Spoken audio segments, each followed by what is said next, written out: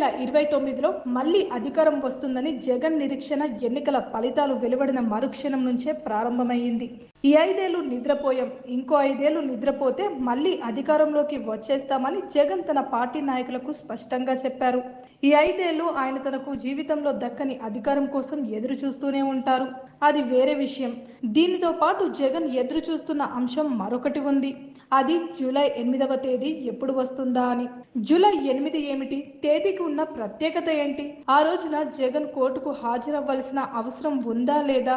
ఆ రోజున జగన్ ని అరెస్ట్ చేసే అవకాశం ఏమైనా ఉందా?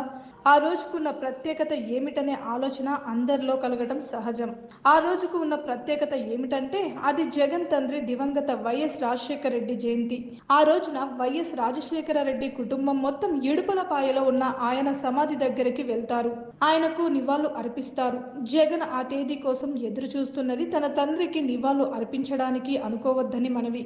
జగన్ ఎదురు చూస్తున్నది ఆ రోజున తన చెల్లెలు షర్మిలతో తన అనుబంధాన్ని పునరుద్ధరించుకోవాలన్న ఆంక్షతో.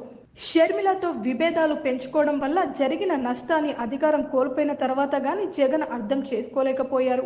జగన్ వదిలిన బాణం పేరుతో జనంలోకి వెళ్లి పార్టీకి ఉపయోగపడిన షర్మిల ఇప్పుడు జగన్ కే బాణంలా గుచ్చుకుంది. దాంతో తన చెల్లెలి పవర్ ఏంటో తెలుసుకున్న జగన్ ఇప్పుడు ఆమెతో శత్రుత్వం లేకుండా చూసుకోవాలని భావించారు. తమిద్దరి మధ్య సఖ్యత నెలకొల్పే బాధ్యతను తమ తల్లి విజయమ్మకి అప్పగించారు. అయితే జగన్ తో సఖ్యంగా ఉండటానికి షర్మిల నో చెప్పారు. నేను వైసీపీలోకి రావడం కాదు, జగనే వచ్చి కాంగ్రెస్ పార్టీలో వైసీపీని విలీనం చేసుకోమని నిర్మోహమాటంగా చెప్పేశారు. దాంతో విజయమ్మ రాయబారం అసంపూర్ణంగా మిగిలిపోయింది.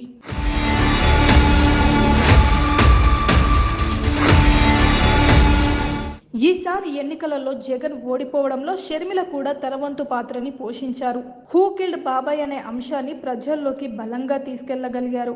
కడప స్థానం నుంచి తాను గెలవలేకపోయినప్పటికీ జగన్ ఓటమిలో ఆమె తన విజయాన్ని చూసుకున్నారు. ఆ రోజుల్లో జగన్ కోసం ఎంతో శ్రమించిన షర్మిలకి జగన్ కి మధ్య విభేదాలు తలెత్తడానికి ప్రధాన కారణాలు 1 ఆస్తి, 2 భారతి అనే విషయం బహిరంగ రహస్యమే. షర్మిలతో విభేదాలను పెంచి పెద్ద చేసుకోవడం వల్ల జగనే ఎక్కువ నష్టపోయారు.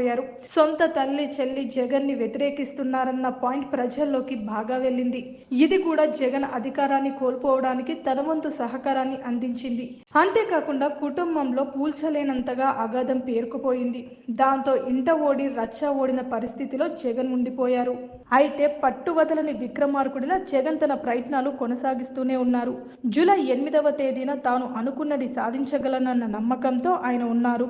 జూలై 8వ తేదీన వైఎస్ రాజశేఖర రెడ్డి సమాధి దగ్గర కుటుంబం అంతా కలిసే సందర్భం కుదురుతుంది.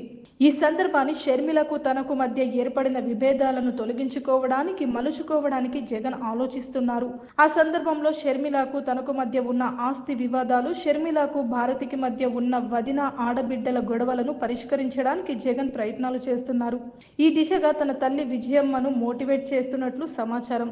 ఆ రోజు జరిగే సమావేశం తర్వాత ఈ అన్న చెల్లెళ్ళిద్దరూ ఒక కొమ్మకు పూచిన పువ్వులం, అనురాగం మనదేలే, ఒక గూటికి చెందిన గువ్వలం, మమకారం మనదేలే అని పాటలు పాడుకుంటారో లేదో వేచి చూడాలి.